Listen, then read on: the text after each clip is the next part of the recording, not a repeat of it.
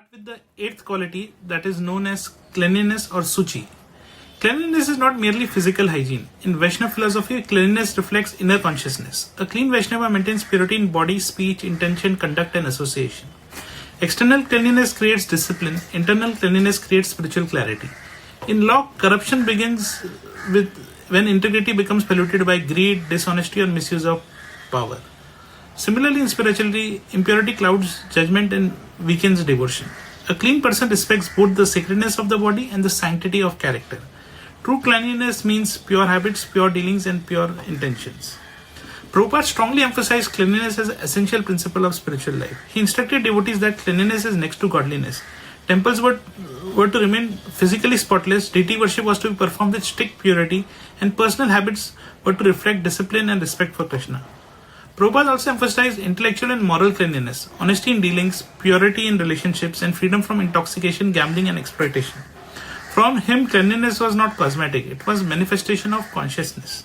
A clean environment supported a clean mind and a clean heart.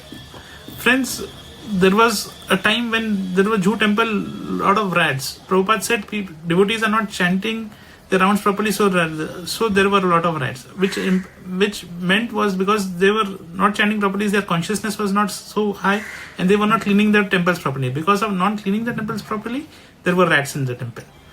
Isn't it an interesting analysis?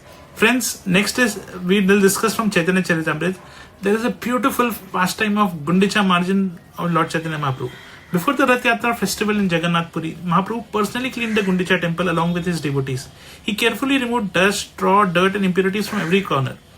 But this pastime carries a deeper spiritual meaning. The temple represents the human heart. Mahaprabhu thought that before Krishna can fully sit within our heart, one must remove contamination such as pride, envy, greed, anger, selfishness, lust from our heart.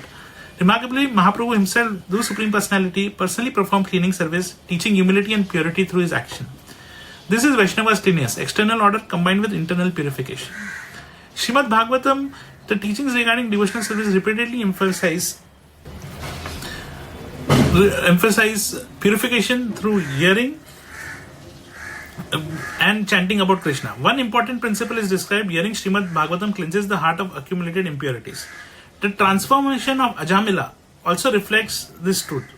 Though spiritually degraded for years, born in a high Brahminical family but got attached to a prostitute, the remembrance of Narayan at the time of death purified him and he directed his consciousness. Bhagavatam teaches that real cleanliness is purification of consciousness.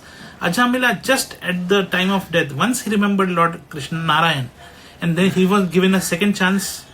Yamdutas went away and Vishnudutas took care of him, and then he got a second chance for purification.